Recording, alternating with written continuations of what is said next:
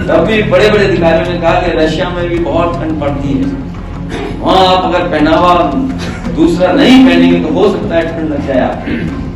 नेताजी ने कहा जब मैं सियाचिन जा सकता हूँ धोती और कुर्ते में, तो रशिया में भी जाऊंगा धोती और कुर्ते में। तो जब यूनियन की मीटिंग में गए तो उस कार्यक्रम में भी न्यूयॉर्क की नेताजी धोती और कुर्ता में बैठ करके उस कार्यक्रम को किया।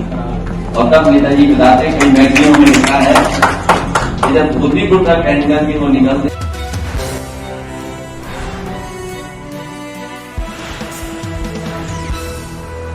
नेताजी के बारे में आप में से ऐसा कोई नहीं है जो नेताजी के बारे में नहीं जानता।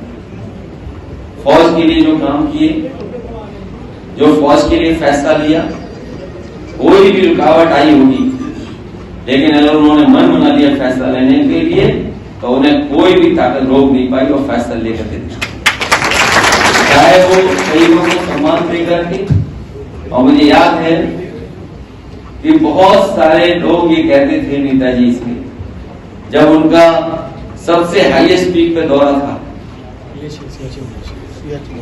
सियाचिन ग्लेशियर के लिए जब जाने का उनका कार्यक्रम बना, तो बहुत सारे अधिकारी आए, उन्होंने कहा कि सियाचिन इतनी ठंड का इलाका है, अगर आप अपने पहनावे को पहन करके जाएंगे तो हो सकता है सर्दी लग जाए, आपको अपने कपड़े बदल करके जाना पड़ेगा।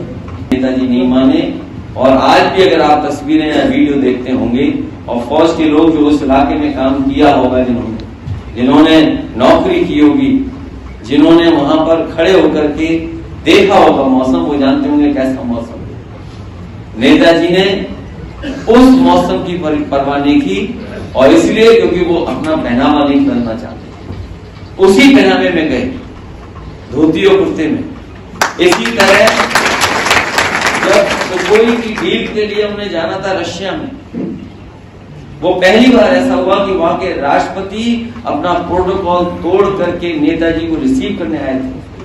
और जब सुखोई के लिए गए थे, तब भी बड़े बड़े अधिकारियों ने कहा कि रशिया में भी बहुत ठंड पड़ती है, वहां आप अगर पहनावा दूसरा नहीं पहनेंगे तो हो सकता है ठंड लग जाए आपको।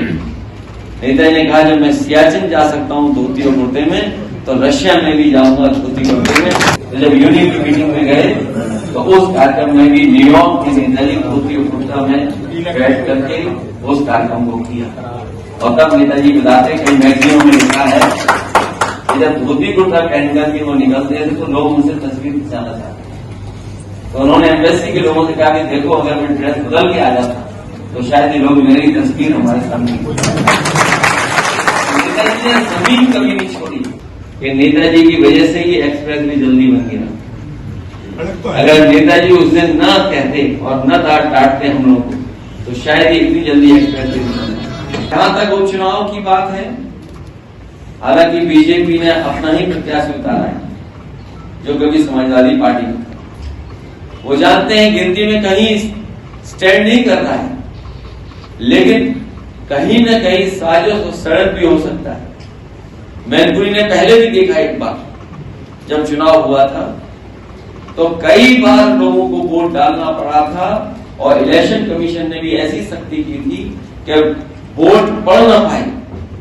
इसलिए मुझे उम्मीद है कि जहां हमारा संगठन मदद कर रहा है, हमारी पार्टी के नेता लगे हुए हैं, कार्यकर्ता हैं, वहीं अगर आप लोग भी हमारा सहयोग कर देंगे तो कहीं कोई घबराने की जरूरत नहीं होगी। सबसे बड़ी और सच्चाई ये है कि पिछले चुनाव में अगर बेईमानी ना होती तो आप मैनपुरी तो जीत ही रहे थे, आप भूगांव भी जीत रहे होते। आपको बेईमानी, और केवल भूगांव बेईमानी से नहीं हराया, उत्तर प्रदेश में कई विधानसभा पता कर लेंगे, आपकी सरकार बन गई, लेकिन जानबूझ करके उन्होंने पहले तो वोट काटे, वहां कामयाब नहीं होने देना चाहते थे, और बाद में जाकर के आपकी विधानसभा की जब गिनती हुई उसमें आपको हरा। एक ही जिले में सोचिए कभी जब 20,000 से जीत रहे हो, 24,000 जीत रहे हो, और वहीं हम 700 वोट से हार गए। चाचा के क्षेत्र को लेकर के वो भी बात हमने खत्म कर दी।